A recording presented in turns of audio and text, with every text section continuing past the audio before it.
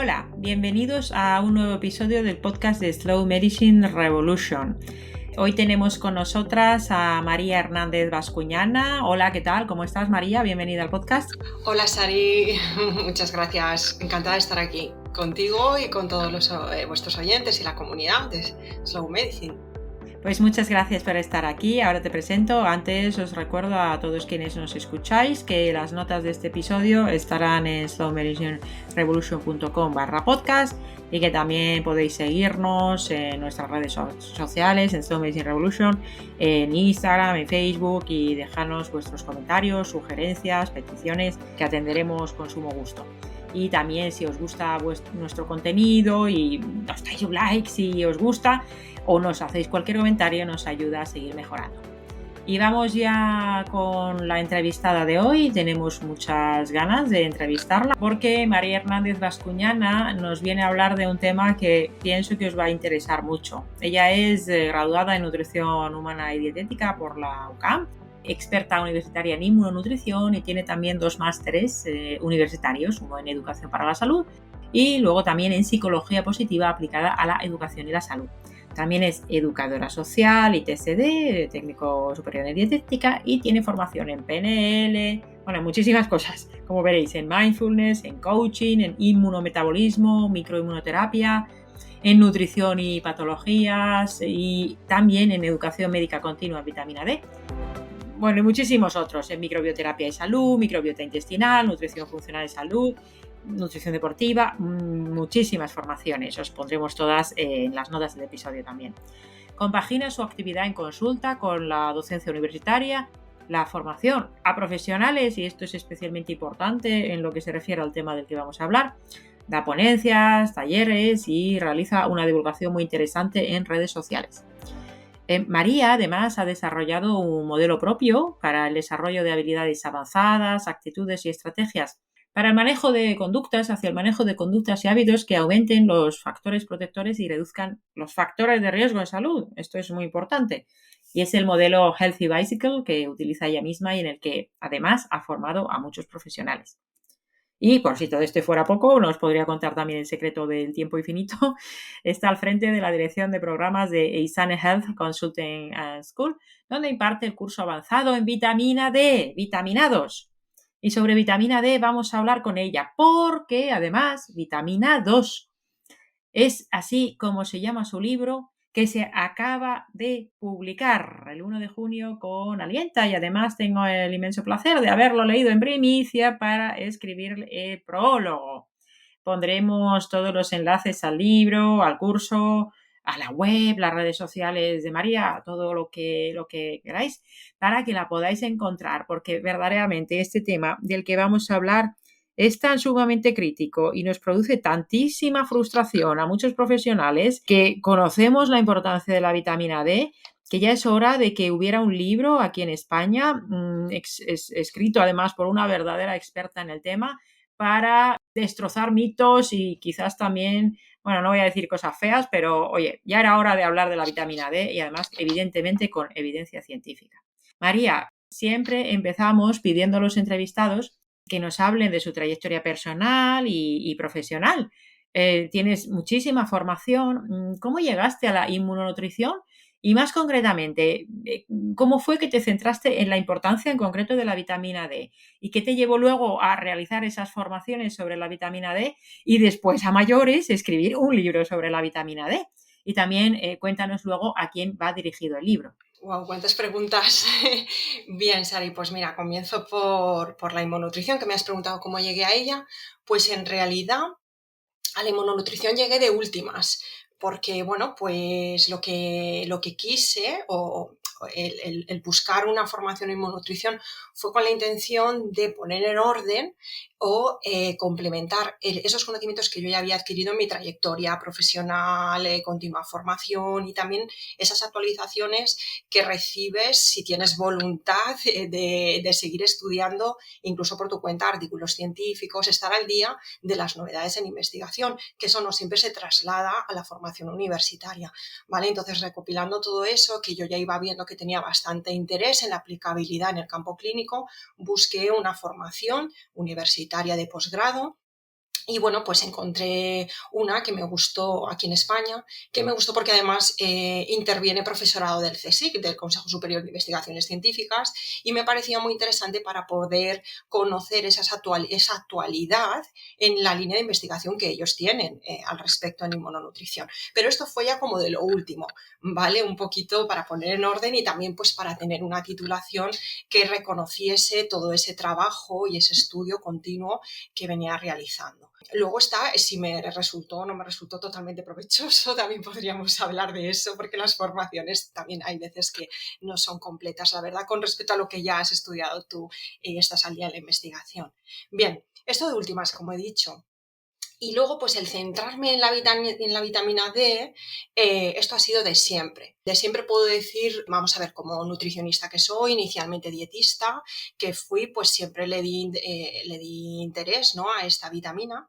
Y además, desde hace ya pues cerca de 20 años, puse mucha atención en ella bueno, pues por cuestiones de salud ósea, ¿vale? Porque yo, pues por una predisposición genética que tengo y unas condiciones genéticas, pues tengo que cuidar mucho mi salud ósea.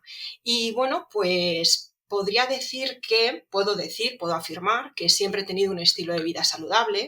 Para que todos nos entiendan, podríamos resumirlo en que hay pocos factores de riesgo, pocos o ninguno, siempre y cuando estamos hablando de factores de riesgo que estén en nuestras manos. Todos aquellos que están en nuestras manos, poder cambiar, poder intervenir sobre ellos, porque hay factores ambientales y otras circunstancias que nosotros no podemos cambiar directamente, ¿vale? Entonces, eran reducidos y luego los factores protectores eran bastantes, si no todos, en la línea de la salud ósea. Bien, pues aunque mi estilo de vida era bastante saludable y, por ejemplo, yo hacía mucha vida al exterior, me trasladaba en bicicleta a todos los lugares o andando, me gustaba ir a la playa en otoño, en primavera más que en verano, en invierno también, paseos en la playa o sentarme en la arena.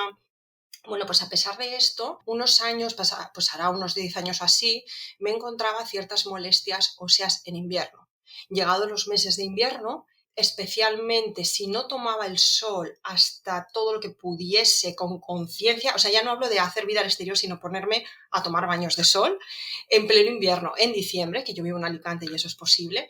Si no lo hacía, pues yo tenía molestias óseas antes, incluso ya de enero. Si lo hacía, el ponerme con conciencia, tomar el sol, alimentarme bien y un estilo de vida saludable, pues podía retrasarlo a enero y febrero, esos últimos meses de invierno, ¿vale? Entonces esto me llevó a poner todavía más atención a la vitamina D, que pasaba, y bueno, pues en una revisión que yo tuve con la reumatóloga, ella me solicitó en una analítica la vitamina D, que no la solicitaba, era muy difícil que te la pidiesen, y ella quiso conocer la vitamina D y la paratormona, que si quieres salir, pues podemos hablar de ello más adelante o ahora, no sé, y la paratormona. Bien, mi médico de familia atendió a la solicitud, pero excluyó la vitamina D y la paratormona.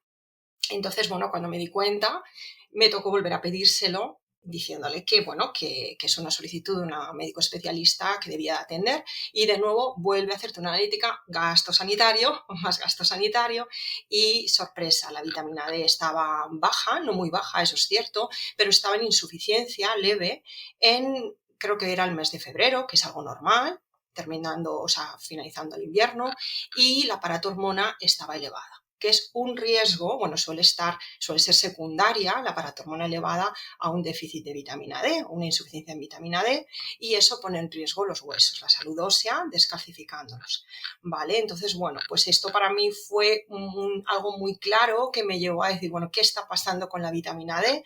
¿Qué es lo que nos han enseñado a todos sobre la vitamina D? Quizás no es tan correcto lo que nos han enseñado, que tomando unos minutitos el sol en invierno, cuando yo puedo estar media hora mínimo los días que me pongo o una hora porque lo necesitaba mi cuerpo. ¿Qué pasa? Yo hago más de lo que se dice que hay que hacer y en cambio estoy viendo que no obtengo lo que se supone que debo de obtener.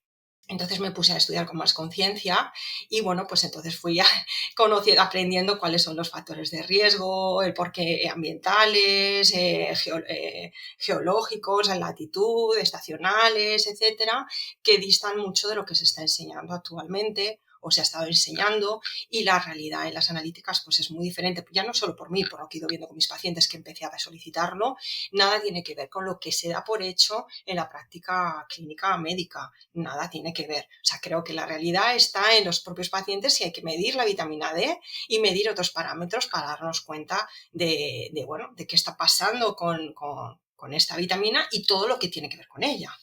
¿Vale? Bueno, a todo esto tengo que decir, aprovecho para decir que el médico que me atendió de familia, que no quiso solicitar la vitamina D y la paratormona, este médico posteriormente pasó a formar parte de una mesa de expertos en vitamina D en la provincia de Alicante, junto con otros médicos de atención hospitalaria, y en esa mesa de expertos fue donde se agruparon unas directrices que iban a llegar a todos los médicos de qué debían de hacer con la vitamina D. Pues ya os podéis imaginar, lo primero es no determinar no hacer una medición de la vitamina D. Eso es lo primero que se recomendó en Alicante, en la provincia de Alicante, ya hace unos cuantos años, pero esto ya se ha extendido a toda España. Ya Esto está es un llegando. desastre tremendo, ¿eh? Efectivamente, ya hay una guía que se ha desarrollado, que se ha solicitado por el Ministerio de Sanidad, en la que se le dice a los médicos o se les propone no hacer la determinación sérica de la vitamina D, qué decir ya del magnesio, qué decir de la paratormona y qué decir de otros tantos parámetros que también deberíamos de considerar al respecto del metabolismo de la vitamina D. ¿Vale? Bueno, hasta aquí, eso es el por qué me centré en la vitamina D a nivel personal. Luego el por qué pasé a realizar formaciones en vitamina D. Pues todo esto que yo recogí de mi experiencia personal, que podría contar muchas más cosas, pero sería muy largo, y también lo que vas estudiando, sobre todo a mí me ha ayudado muchísimo leer literatura biomédica científica, investigación, porque si te vas a cursos que también los he hecho en diferentes países, jornadas de actualización, es muy deficitario en la materia de vitamina D, o sea, no está actualizado o pobremente actualizado, está bastante sesgado. Incluso si te vas a guías médicas que hay supuestamente actualizadas de asociaciones médicas o fundaciones médicas o de salud ósea, te encuentras con disparates, debo decirlo, o con afirmaciones que cuando vas a la fuente que ellos atribuyen y lees el original, el artículo o las investigaciones originales, te encuentras que no siempre dicen esas fuentes lo mismo que esas guías están transmitiendo. ¿Vale? Entonces, aquí creo que hay un problema importantísimo. Realmente nos hemos hecho una idea de qué es la vitamina D, cómo funciona la vitamina D, y esa idea no la queremos cambiar. Es un dogma y no lo queremos cambiar, y realmente atribuimos afirmaciones a fuentes que no están diciendo eso. Incluso a veces llegan a decir lo contrario. ¿De acuerdo? Entonces, bueno, pues cuando pones todo esto en orden, cuando también acudí a jornadas formativas, sí, en España, por ejemplo, se realizó una en marzo del 2019, y bueno, pues ya te vas actualizando y vas conociendo a profesionales que trabajan la terapéutica con vitamina D en dosis altas, descubres más la práctica clínica con estándares de garantía y de seguridad en la práctica con tus pacientes, pues descubres los avances tan grandes que se pueden conseguir en clínica. Hay muchísimas cosas que luego hablaremos, si acaso. Y ahí es cuando lo pongo en orden y decido compartirlo con compañeros profesionales, con nutricionistas, especialmente aquellos que se dedican a la clínica, no a la pérdida de peso o a la estética, sino a patologías, también con médicos y otros profesionales de la salud.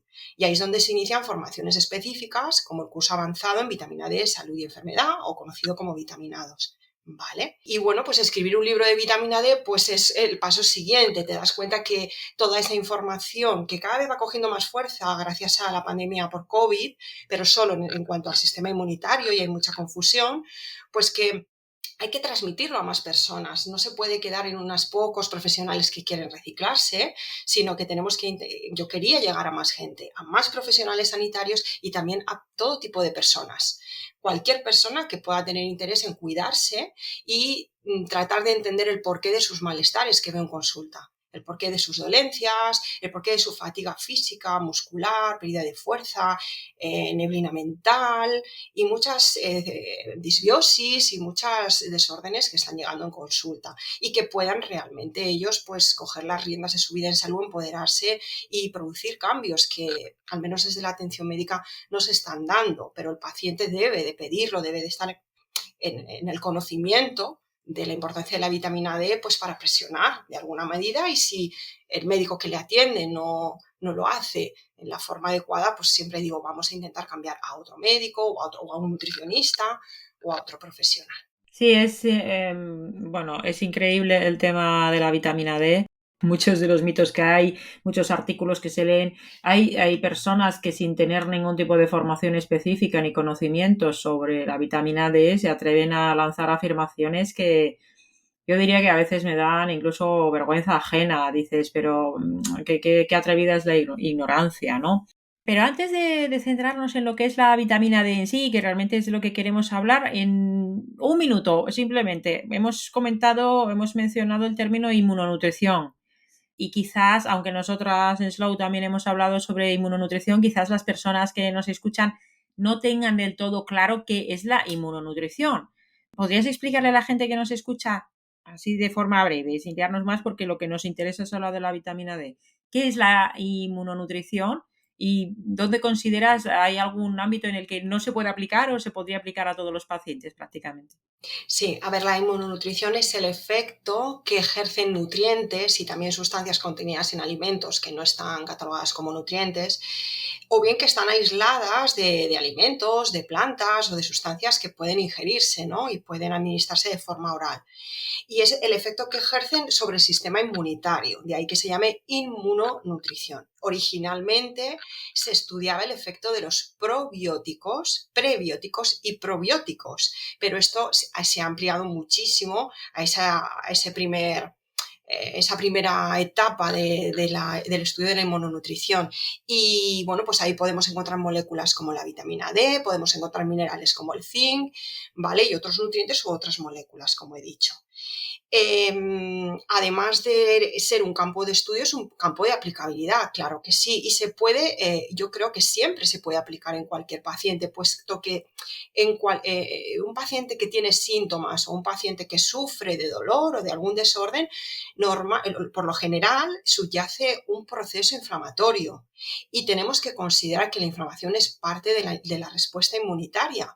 Las personas piensan en inmunidad en procesos de infección, seguramente porque se ha hablado tanto en estos últimos años de inmunidad por COVID, que creemos que es esa respuesta frente a infecciones víricas, bacterianas, y no es solo eso. La inmunonutrición conforma esos procesos inflamatorios, regulación de procesos inflamatorios, la respuesta frente al cáncer, por ejemplo, o la respuesta frente a infecciones, la respuesta también de rechazo en procesos alérgicos y también en la autoinmunidad, que es una respuesta que tiene el organismo, nuestro sistema inmunitario, de ataque, es una respuesta abrupta, muy fuerte, de ataque a nuestros propios tejidos, al no reconocer sustancias que realmente no son nocivas, ¿vale? Entonces hay un intento de protección y de ataque. Todos estos tipos de respuesta, autoinmunidad, alergia, infección y cáncer, conforman esos procesos inmunitarios o tipos de respuesta inmunitarias.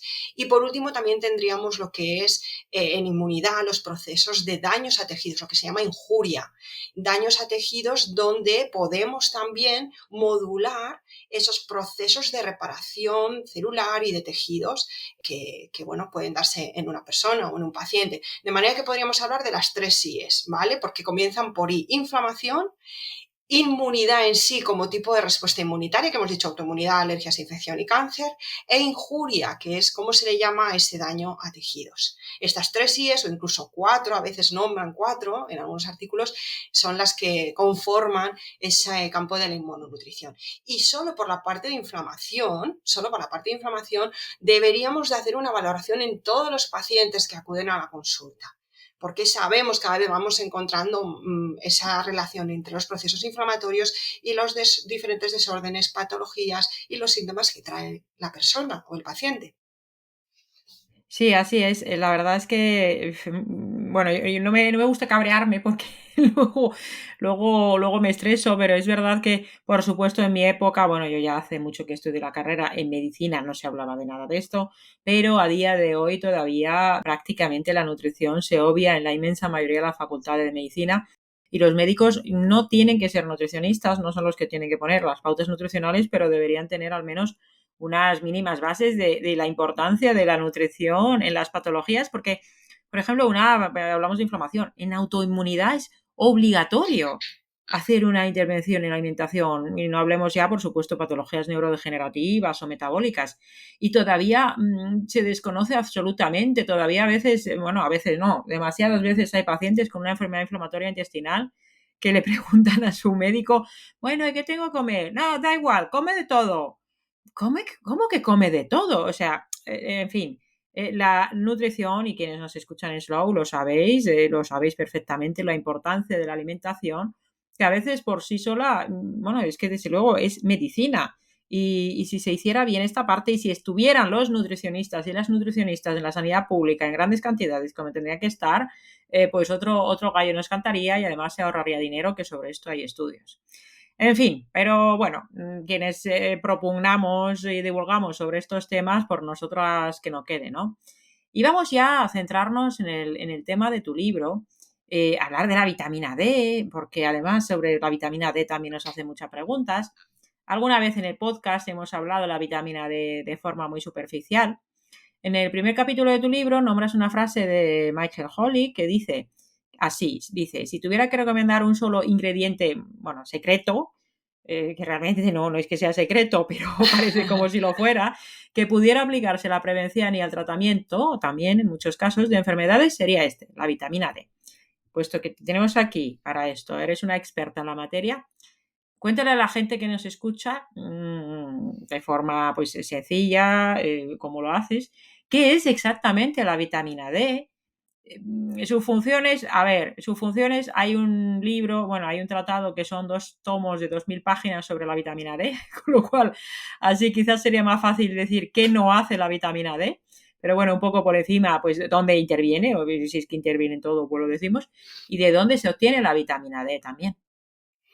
Bien, vale, la vitamina D es una molécula grasa. Eso es lo primero que tenemos que entender. Es una molécula grasa que somos capaces, los seres humanos, pero también animales y también plantas, somos capaces de producirla por contacto con el sol. ¿De acuerdo? Entonces, cuando nos exponemos al sol, cuando la radiación solar llega a nuestra piel sin bloqueadores, porque el protector solar, o mal llamado protector solar, en realidad es un bloqueador solar, bloquea la llegada de esa radiación a nuestra piel, impidiendo que podamos, por tanto, tener ese estímulo que necesitamos para poder producir esta molécula grasa, ¿vale? Ahora bien, es una vitamina, porque es una vitamina, que entonces que tiene que ver con algo que comemos, con el sol, porque se clasificó como vitamina, dado que esa molécula podemos tanto sintetizarla o producirla nosotros como tenerla de los alimentos, otros seres que ya la han sintetizado antes y nos lo van a aportar cuando nos alimentamos pues, de sus subproductos, ¿vale? Es imprescindible, no o sí, depende de dónde vayamos a vivir. Lo que sabemos es que en las latitudes por encima de 30, como es el caso de la península ibérica y qué decir el resto de Europa hacia arriba, ¿vale? No vamos a poder producir nosotros, nuestro organismo no va a poder producir vitamina D en los meses de invierno. En los meses de otoño y primavera sí podemos producirla, pero en menor medida. Lo que ocurre es que esto está cambiando y esto quisiera que pusiésemos mucha atención y empezar a comunicar lo que nos está diciendo. Hay un problema ambiental, que es la contaminación, que es creciente, y es la polución que ha llegado a cualquier esquina del mundo, por decirlo de alguna manera. Así lo afirma la Organización Mundial de la Salud. Entonces, ¿qué ocurre cuando hay polución en exceso?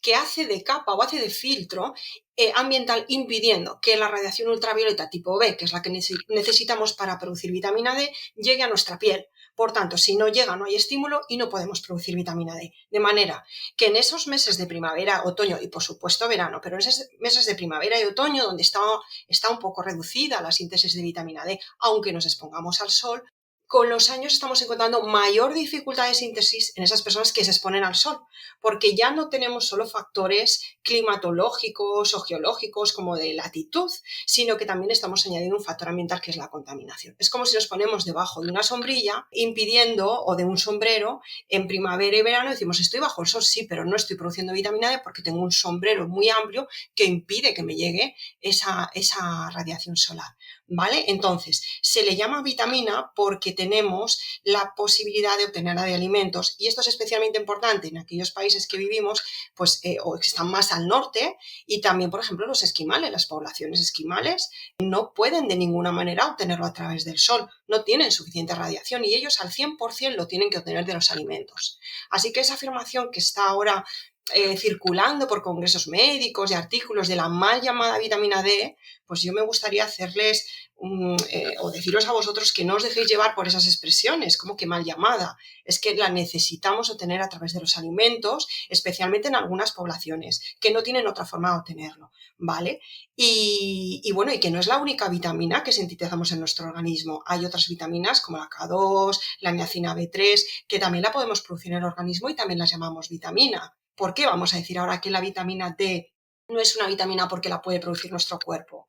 No me parece justo, ¿vale? Bueno, pues partiendo que es una molécula grasa que podemos obtener por exposición al sol o de forma alimentaria, esta vitamina lo que hace es transformarse en otras moléculas más activas, porque la vitamina D no es activa en sí, no tiene bioactividad. O sea, tengamos en cuenta que cuando fabricamos vitamina D o comemos vitamina D o nos suplementamos, administramos vitamina D oral, nunca estamos obteniendo una hormona, que se está llamando ahora, porque no tiene bioactividad, ¿de acuerdo? Necesita esta molécula grasa de diferentes transformaciones, que llamamos hidroxilaciones, para ir activándose, haciéndose más bioactiva, hasta llegar a una forma final que tiene la capacidad de acoplarse a un receptor celular, que es como una especie de cerradura, ¿vale? En la que se acopla una llave y esa llave junto con la cerradura, ese complejo, vitamina D activa, cerradura o receptor vitamina D, es el que da lugar a las acciones, a las funciones de la vitamina D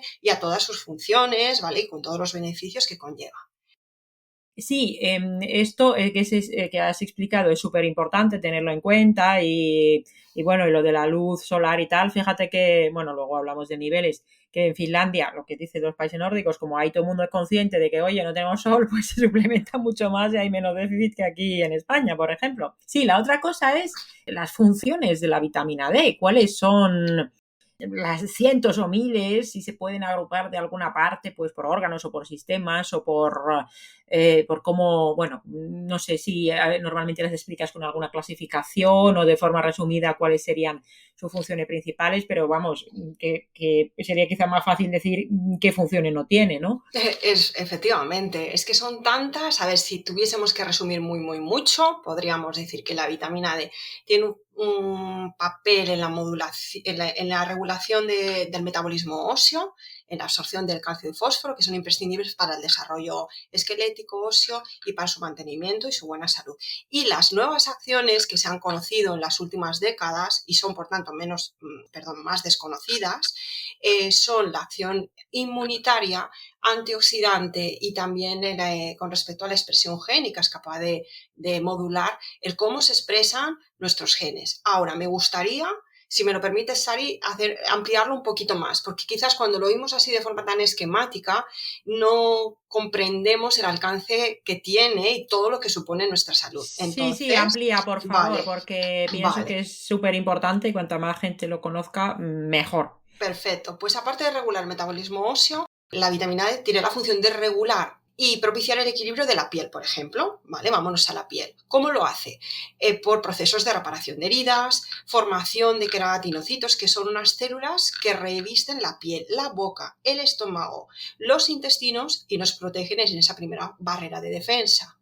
Tienen también ese efector de regulación y equilibrio intestinal, actuando sobre la función barrera de la que hemos hablado, también respecto a nivel de mucosas, también en la defensa antiinfecciosa, en la detoxificación, en la regulación de la inflamación intestinal y en la modulación de la microbiota, que no es poco. También actúa a nivel de páncreas y otros tejidos. Vamos a ver, por ejemplo, el páncreas que conseguimos, bueno, pues aumentar la secreción de insulina, especialmente en aquellos pacientes que la tienen reducida, ¿no? O que tienen afectadas células pancreáticas productoras de insulina, se puede revertir ese daño, se puede retrasar el daño que se está propiciando, por ejemplo, en una enfermedad autoinmune como puede ser la diabetes tipo 1. También aumenta la sensibilidad a la insulina, que subyace pues, por ejemplo, procesos de fertilidad, ovario poliquístico, obesidad, estrés, consumo de algunas hormonas, ¿vale? Está presente la reducción de la sensibilidad a la insulina. En este caso, la vitamina D lo que hace es aumentar esa sensibilidad. También a nivel del tejido adiposo modula lo que llamamos lipogénesis y lipólisis, es decir, la formación del tejido adiposo en su forma y también su destrucción, de alguna manera la utilización de esos depósitos de grasa. También en el sistema cardiovascular tiene acción antihipertensiva. Qué importante es esto, porque cuántas personas están actualmente suministrando un fármaco antihipertensivo, muchísima gente. Bien, y también protege del endotelio vascular, es decir, esas paredes de nuestros vasos sanguíneos. Aquí encontramos muchísima información al respecto de, por ejemplo, a nivel aórtico y venoso. Por ejemplo, la protección en la trombosis venosa o la aórtica.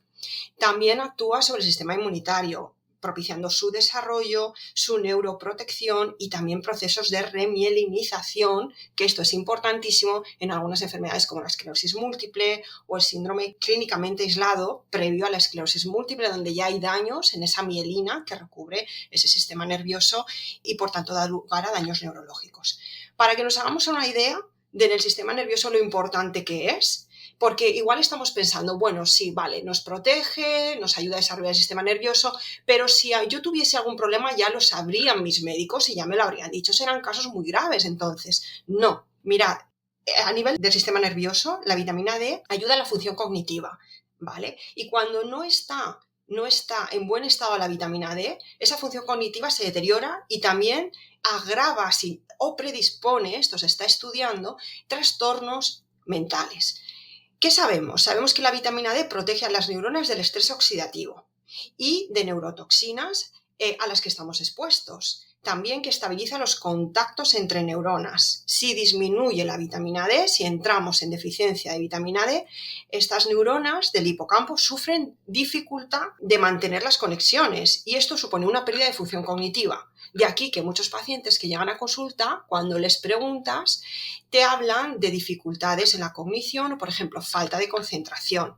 Cansancio mental, aparte de físico, pero falta de concentración, dificultades en el habla, no encuentran la palabra de algo muy común y muy presente, pero que en ese momento no les llega, no la tienen para poder expresarse. Tienen dificultades en la agilidad mental, ¿vale? También problemas en el sueño. Todo esto es lo que llamamos niebla mental o neblina mental y es de lo primero que vamos a notar pasados 2 o 3 meses con un tratamiento de reposición de vitamina D, consiguiendo unos niveles adecuados para cada persona, es de lo primero que vamos a encontrar que se revierte.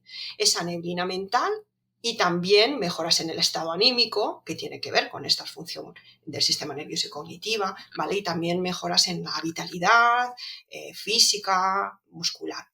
Bueno, también la vitamina D interviene o actúa en el sistema reproductivo. ¿Cómo lo hace? Bueno, pues mejorando la salud sexual del hombre y de la mujer, salud sexual y reproductiva, ¿vale? Tanto en el hombre como en la mujer. Protegen el embarazo de complicaciones en la gestación y también disminuye los riesgos en el bebé, incluso determina la predisposición que ese neonato va a tener algunas enfermedades en sus primeros 11 o 12 años de vida. Fijaos qué importante es esa vitamina D ya en el vientre materno, especialmente en el 3er mes de gestación de la mamá. También interviene en el sistema musculoesquelético, permitiendo el desarrollo de la musculatura, la reparación, la obtención de energía, el mantenimiento de la fuerza, ¿vale? Y manteniendo la función mitocondrial. Se ha encontrado que la deficiencia de vitamina D mantenida durante 3 meses puede reducir, o sea, llega a reducir hasta un 30-40% la función mitocondrial. Las mitocondrias son como unas cocinas que tenemos en nuestras células. Hablamos normalmente de que las tenemos en los músculos, pero no solo están en la musculatura, están también en otras células pues, del aparato digestivo, del sistema nervioso, en diferentes lugares, están repartidas por muchas células, ¿vale? Pero ahora que estamos hablando del sistema musculoesquelético, podemos entender por qué existe como una fatiga generalizada, una falta de vitalidad, como que una persona está a medio gas, ¿vale? Porque hay una reducción de la función cognitiva cuando hay una deficiencia de vitamina D mantenida en el tiempo. Bien, también actúa a nivel del sistema inmunitario en las respuestas innatas y adaptativas, esto es, las respuestas que tenemos frente a una bacteria, un virus o un patógeno en primera instancia, enseguida nuestro cuerpo actúa sin saber, sin tener memoria de ese agente, y luego está la adaptativa, que bueno, pues ya hemos sufrido una infección, conocemos ese agente infeccioso y somos capaces de detectarlo con tiempo y poner en marcha una respuesta inmunitaria con memoria, ¿vale? Y en estas dos tipos de respuestas la vitamina D interviene. También tiene una acción antiinflamatoria y antimicrobiana y protectora contra el cáncer. Curiosamente voy a destacar el melanoma. Aquí se escapan pocos tipos de cáncer, ¿eh? La vitamina D es protectora en los procesos de cáncer. Se ha visto en la mayoría. Ahora bien, destaco el melanoma porque nos están bombardeando durante muchos años y décadas con esa información de que el sol es peligroso para nuestra piel, que es el enemigo número 1 de nuestra piel y que da lugar a cáncer de piel. Siendo el melanoma el cáncer más mortífero y más peligroso, pues debemos de considerar y decir en voz alta y repetir las veces que haga falta que la vitamina D es protectora del melanoma. ¿Vale? Es curioso, parece contradictorio. Y bien, también actúa a nivel genético, en la expresión génica, es decir, cómo se expresan nuestros genes. Tiene la capacidad, la vitamina D, de silenciar fallos o daños genómicos que tenemos en nuestros genes, ¿vale? Que marcarán la expresión o el debut de una enfermedad o cómo va a desarrollarse esa enfermedad y cómo va a evolucionar.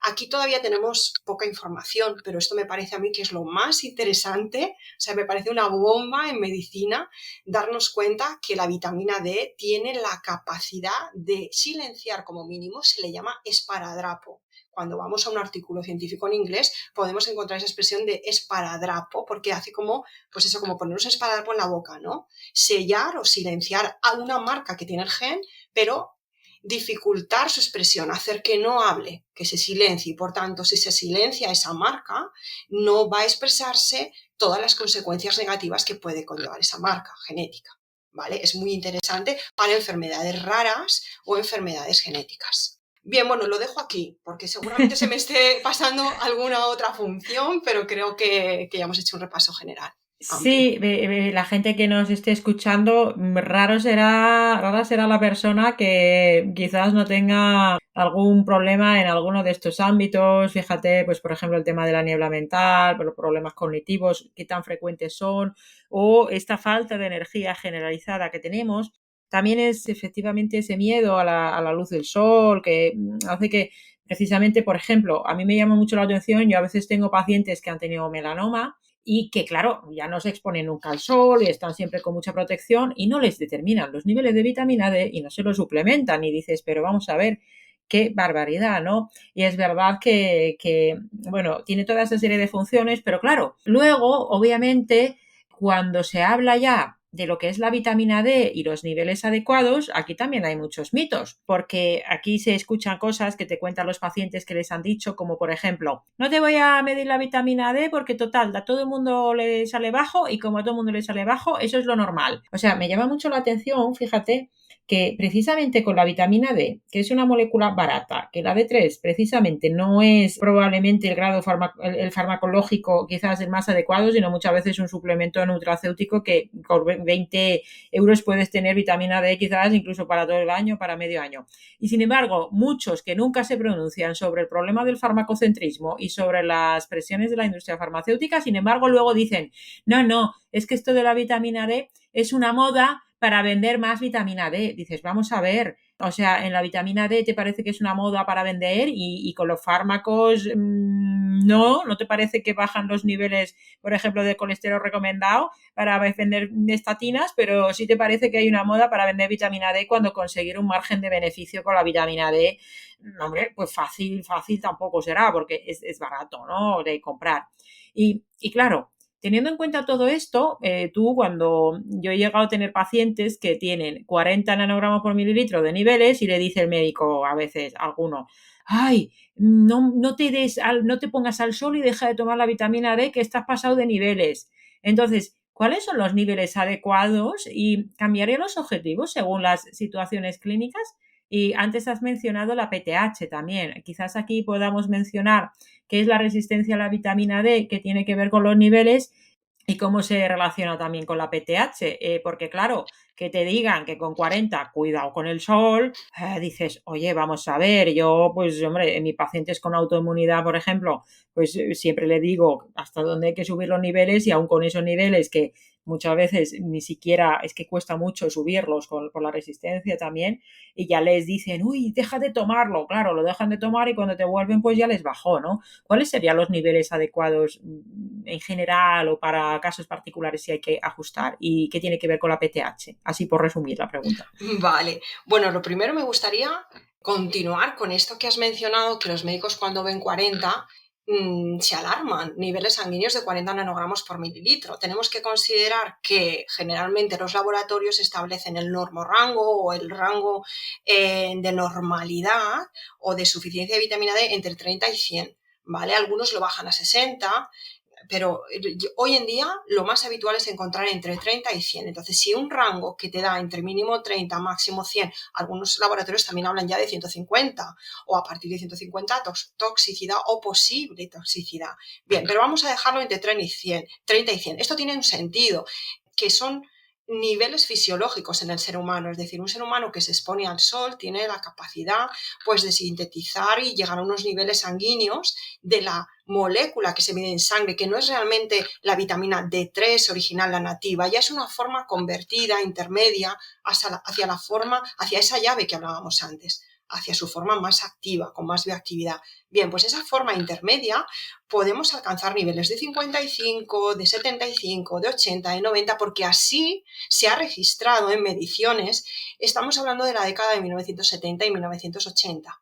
Actualmente es muy complicado encontrar personas que lleguen a estos niveles, salvo que sea verano, ¿vale? Entonces también añado también que si, porque yo me he encontrado en jornadas médicas, clínicas, que me dice, algún médico me pregunta al finalizar que, bueno, ¿qué me parece esos rangos de 30 a 100 cuando si tú miras a un paciente, todos tienen insuficiencia o deficiencia, o la gran mayoría, como has dicho, Sari, y además es que como mucho te vas a encontrar niveles de 40, salvo que se suplementen, ¿no? Que quizás es que no necesitamos tanto. Bueno, es que ahora que estáis los médicos midiendo la vitamina D, algunos encontráis como mucho 40, pero si nos vamos a la literatura biomédica encontramos en poblaciones de diferentes latitudes, no estoy hablando cerca del Ecuador, estoy hablando también de Estados Unidos, en la parte norte, Canadá, en Europa, encontramos niveles de 75, 56, 80 y algo, 90, en pescadores, en profesionales que trabajan en la construcción, en agricultores, es decir, esas personas que se exponen en el día a día al sol, ¿vale? O se exponían. Hoy tenemos la problemática de la contaminación y además otros contaminantes, disruptores hormonales, que no hemos hablado de ellos,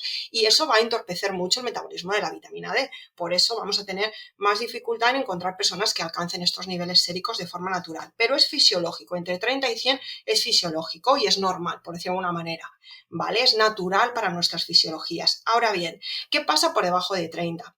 Bueno, se considera mínimo 30 porque es lo más recomendable para salud ósea y musculoesquelética. En realidad se estableció 20 el mínimo mínimo. 20 podríamos decir que es para evitar enfermedades como el raquitismo en los niños y la osteomalacia, que es la misma enfermedad que el raquitismo, pero en los adultos. Ya no se van a arquear las piernas, los huesos no se van a deformar porque la persona ya los ha desarrollado, pero en esa edad adulta sí puede dar lugar a un ablandamiento de los huesos, una mayor pérdida de densidad mineral, un dolor óseo y también dolor muscular que acompaña, ¿vale? Entonces se estableció 20 como ese mínimo que ya a una gran mayoría de personas le va a evitar estas enfermedades. Ahora bien, tengo que decir algo. 20 de vitamina D. ¿Por qué? Porque actualmente tenemos mucha disposición de calcio en los alimentos y se nos ha mandado una información, se nos bombardea continuamente hasta con anuncios en televisión de 3 lácteos al día, cuando hay estudios que concluyen que 3 vasos de leche al día hay peor salud ósea que en aquellos que toman un vaso de leche o 2 al día, ¿vale? Pero bueno, no quiero entrar en ello. Quiero decir, obtenemos más fácilmente calcio que en años anteriores, en época de guerra, de posguerra, de hambruna o de falta de recursos, ¿vale? En países como España ya hemos superado todo eso y podemos obtener calcio de los alimentos. Si hay calcio, difícilmente vamos a tener un raquitismo y una osteomalacia, porque el calcio es capaz de absorberse sin necesidad de vitamina D. Le cuesta más, es cierto, pero tiene esa capacidad de transporte pasivo. Se absorbe en menor medida, pero se puede absorber. Entonces, podemos evitar un raquitismo, una osteomalacia con la ingesta de calcio, aunque tengamos la vitamina D por los suelos prácticamente, ¿vale? Ahora, si además añadimos vitamina D, podemos triplicar la absorción de ese calcio, mejoramos mucho más. Entonces, bueno, encontramos eso, que 20-30 es mejor para la salud ósea. ¿Esto cómo lo vamos a saber? Lo vamos a saber mirando la PTH que hablábamos antes, la paratormona. En realidad, los estudios nos dicen que lo ideal sería que niveles de 30 a 40, o sea, 30 está bien, pero 40 lo mejora de vitamina D para que la PTH esté en un buen rango. ¿Qué es la PTH? Es una hormona mensajera que cuando el cuerpo detecta, hay unas glandulitas que detectan que no hay suficiente calcio en el organismo, manda esta hormona, manda una mensajera a los huesos para decirles que hagan el favor de colaborar y expulsen calcio, suelten calcio de sus almacenes, puesto que nuestro reservorio de calcio es el esqueleto. Entonces, cuando necesitamos calcio, que lo necesitamos para latir el corazón, para la contracción muscular, especialmente aquellas personas que tienen más tensión muscular o hacen deporte, ejercicio intenso, ¿vale? Y para el funcionamiento celular y de nuestro organismo necesitamos calcio. Entonces, si no hay suficiente, bien porque no comemos suficiente calcio o porque no lo estamos absorbiendo bien, ¿vale? Y además se detecta la vitamina D baja, mandamos una orden a los huesos a través de la PTH para que nos faciliten ese calcio a la sangre, ¿de acuerdo? A expensas de que esos huesos se van desmineralizando. A la larga eso no es bueno, porque se va produciendo una desmineralización que va produciendo una fragilidad, puede producir fragilidad ósea. Esto lo va a marcar la PTH, la podemos medir en sangre, ¿vale? Y nos va a decirnos, es como un biomarcador de recambio óseo, o en qué medida el hueso está soltando calcio, ¿vale? Aunque el calcio esté bien en la sangre, lo vamos a ver bien, en un rango normal, gracias al calcio que ingerimos y absorbemos y también gracias a la acción de la PTH y esa colaboración que hace en nuestro esqueleto, facilitando calcio. Si la PTH está por encima de 65, mal, ¿vale? Significa que estamos, bueno, de hecho a mí no me gusta que esté por encima de 50, salvo circunstancias muy específicas. Más de 65 estamos forzando.